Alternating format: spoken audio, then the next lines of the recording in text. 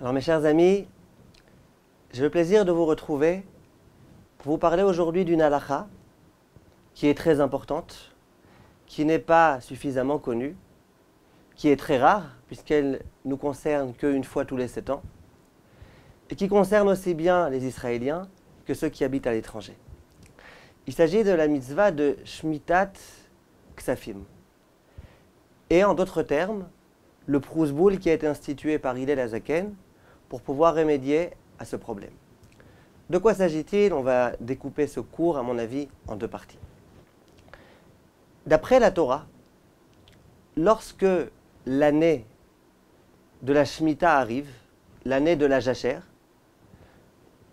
à la fin de cette année, toutes les dettes que j'avais vis-à-vis de quelqu'un, je suis dispensé de les payer.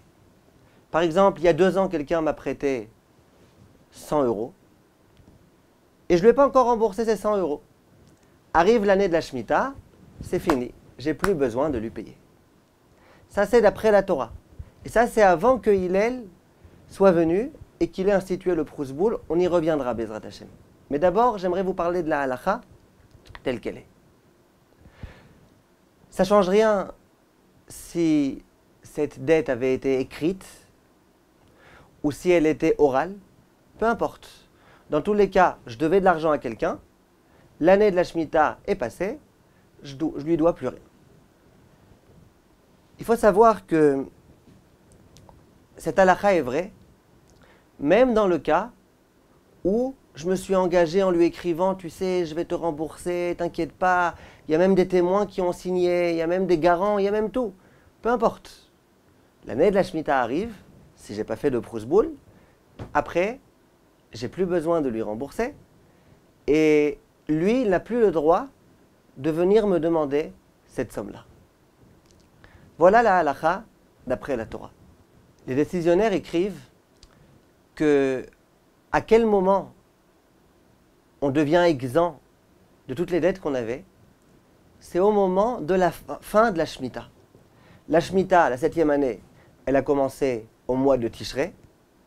Il y a donc 11 mois et quelques. Et cette année de Shemitah, elle va se terminer à la fin du mois de Elul. Dès que Rosh Hashanah va entrer, on va entrer dans la 8e année. Achot Ketana, ce sera déjà la 8e année. À quel moment on considère que c'est fini? Je suis complètement exempt de payer toutes mes dettes. Disent les décisionnaires, c'est à la toute fin de la 7e année. Ça veut dire que au moment où on va dire dans les Beit Knesiot Achot Ketana, au moment où Rosh Hashanah va entrer, le Rosh Hashanah de la 8e année, à ce moment-là, toutes les dettes que je devais payer à mes créanciers, je suis dispensé de les payer. C'est la raison pour laquelle, imaginez que je devais 100 € à quelqu'un. Je lui devais 100 €. Lui, il n'a pas écrit de Prusboul. Et moi, je me suis dit, ça y est, allez, je vais venir le payer. Je viens le voir la veille de Rosh Hashanah. Et je lui dis, écoute, moi, j'ai pas 100 €. Mais si tu veux, je peux t'écrire un chèque. Je lui ai écrit un chèque. Sur le chèque, j'écris 100 €.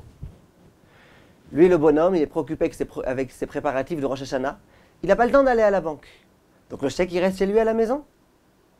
Rosh Hashanah va entrer. Je suis dispensé de lui payer. Et lui doit me rendre ce chèque. Il n'a plus le droit de l'encaisser. Pourquoi? Étant donné que le chèque n'a pas encore été encaissé, c'est comme si je ne lui avais pas encore payé. Et donc, vient la 7e année. Voilà, je suis exempté complètement de lui payer. Imaginez que j'ai emprunté de l'argent à quelqu'un et je lui ai dit, je te le rends dans 10 ans.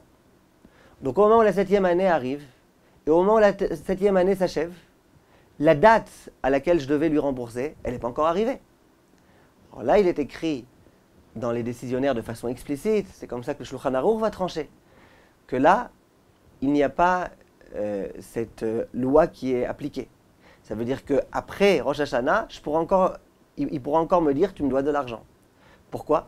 Lorsque la date à laquelle je devais le payer est arrivée avant Rosh Hashanah, alors là, il fallait que je paye avant Rosh Hashanah. Et si je n'ai pas payé, eh bien c'est fini. Je suis complètement dispensé de payer. Si par contre la date à laquelle je devais rembourser, c'est après Rosh Hashanah, Donc là, cette halakha-là n'est pas valable. Et donc, après Rosh Hashanah, il pourra tout à fait me dire, écoute, tu me dois de l'argent, la Shemitah elle est venue, mais elle n'a eu aucun effet sur toi, puisque la date de remboursement était après cette 7e année. C'est la raison pour laquelle il y a certains décisionnaires qui vont dire, la majorité des décisionnaires, imaginez que je vienne voir mi-mois de Elul, en plein milieu de Elul, je viens voir quelqu'un, et je lui dis, est-ce que tu peux me prêter, s'il te plaît, 100 euros? Il me prête 100 euros. On n'a pas parlé du tout de la date de remboursement. Il y a Rosh Hashanah de la 8e année donc qui va arriver. Et après Rosh Hashanah, il aimerait bien venir récupérer ses 100 euros. Est-ce que moi je peux lui dire, ah non, non, non, il y a la Shemitah qui est arrivée, ou pas? Réponse de la grande majorité des décisionnaires, c'est qu'il peut venir me voir et me demander cet argent. Pourquoi? On a un principe. Quand on emprunte de l'argent et qu'on ne donne pas de date, on considère qu'un emprunt, il est pour 30 jours. C'est comme ça que statue la halakha. Donc lorsqu'au milieu du mois de Elul, j'ai emprunté de l'argent, la date de remboursement, si jamais on ne l'a pas précisé, c'est au milieu du mois de Tishrei. Un peu avant Kippour. Un peu après Kippour, au moment de Sukkot. C'est là la date à laquelle je vais devoir rembourser. Donc, c'est exactement comme si on avait précisé, la date de remboursement va être après Rosh Hashanah. Et donc au moment où Rosh Hashanah va entrer, au moment où la 7e année va se terminer, ce n'était pas encore le moment du remboursement. Donc, je ne serai pas dispensé de payer. Comme ça, la grande majorité des décisionnaires disent que de la même façon que si jamais j'avais précisé que la date de remboursement serait après la 7e année, la Shemitah ne peut pas me dispenser du remboursement. De la même façon, si jamais mi-Elul ou fin Elul, j'ai emprunté de l'argent sans préciser de date de remboursement, il en va de même. Ensuite, il faut savoir que, imaginez que j'ai demandé à un voisin, est-ce que tu peux, s'il te plaît, me prêter une bouteille de vin, par exemple, ou alors des œufs, ou alors du sucre. Donc il m'a prêté. Il aimerait bien que je lui rembourse. Imaginez que je ne lui ai pas remboursé, ça fait déjà 40 jours, 50 jours que je ne lui ai pas remboursé, mais l'autre il se dit, attends, un jour je vais venir le voir, je vais lui demander qu'il me rembourse. Et entre-temps, il y a Rosh Hashanah qui arrive. La 7e année s'achève, la 8e année commence. Après Rosh Hashanah, il vient me voir et il aimerait bien me demander que je lui rende cette bouteille de vin, cette bouteille d'huile, ce sucre, il aimerait bien que je lui rembourse. Est-ce qu'il a le droit de venir réclamer? Réponse, il n'a pas le droit. Il m'a prêté quelque chose, c'est comme de l'argent, il m'a prêté quelque chose avant Rosh Hashanah. Il n'a pas écrit de Prousboul. Et bien Rosh Hashanah arrive, j'ai plus besoin de rembourser quoi que ce soit. Par contre, il faut savoir qu'il y a quand même une exception ici intéressante. Imaginez que à l'épicerie, à chaque fois que j'achète des victuailles, après il écrit mon nom. Voilà, un tel doit tant et tant. Et à chaque fois que je viens, il écrit tant et tant, tant et tant, jusqu'à ce qu'au bout de 2-3 mois, je vienne et que je laisse un chèque, je rembourse tout ce que je lui dois. Imaginez que l'épicier est juif, moi, bien entendu, je suis juif, et il y a Rosh Hashanah qui arrive. Et imaginez que l'épicier n'est pas écrit de Prousboul.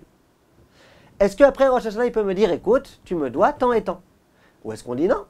Puisque c'est de l'argent que je lui devais, c'est comme un prêt qu'il m'a fait, je lui devais de l'argent, Rosh Hashanah est arrivé, la 7e année est terminée, je ne dois plus rien, et la Shemitah qui est arrivée, qui s'est terminée. Ou est-ce qu'on dira que non? Les décisionnaires, on ne dira pas ça. Pourquoi? Parce que lorsque je viens rembourser cet argent à cet homme-là, et lorsque cet épicier est d'accord d'écrire mon nom sur un carnet, il ne l'écrit pas en tant que prêt. Ce n'est pas qu'il m'a prêté de l'argent et qu'un jour je vais venir lui rembourser. Ce n'est pas comme ça que ça marche. Lui, il me vend sa marchandise. Simplement, je ne vais pas tous les jours venir et payer. Alors à la fin, une fois qu'il y a une grande somme, je paye. Mais ce n'est pas qu'il y a eu à un moment donné un prêt.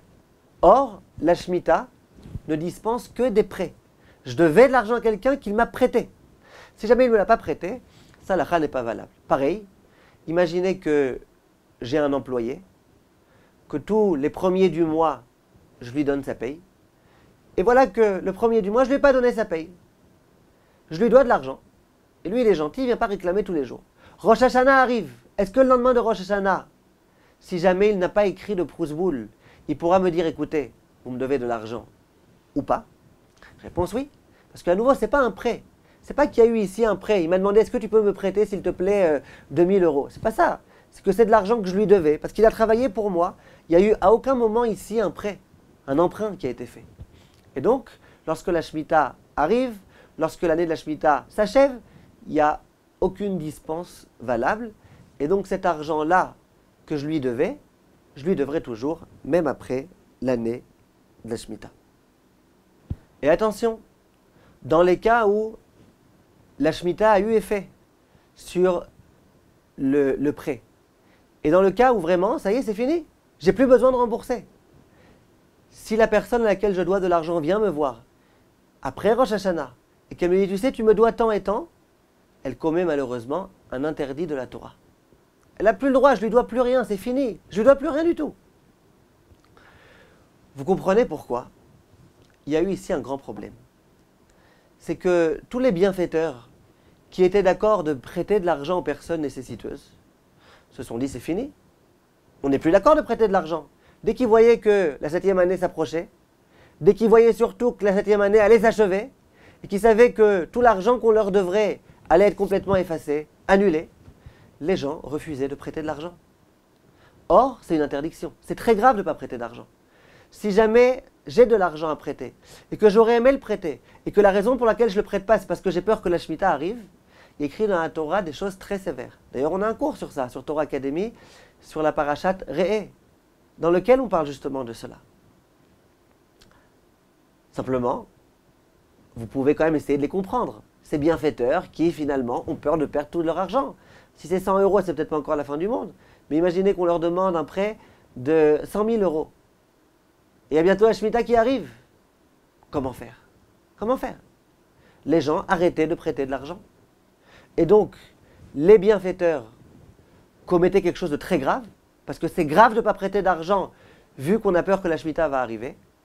Et les pauvres qui avaient besoin de cet argent, ils étaient encore plus pauvres, parce que eux, ils n'avaient plus de prêt.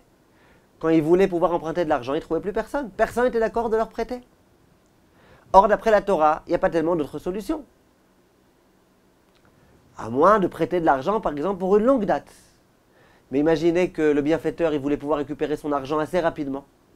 Bref, c'était une situation extrêmement problématique. Les gens ont arrêté de prêter. Et en soi, c'est déjà très grave de refuser de prêter. Hillel est venu avec une solution magique. Ça s'appelle le Prusboul. On en reparlera, Bezrat Hashem, le prochain cours. Maintenant, j'espère en tous les cas au moins que la problématique est claire. Kol tov, mes chers amis, et à bientôt.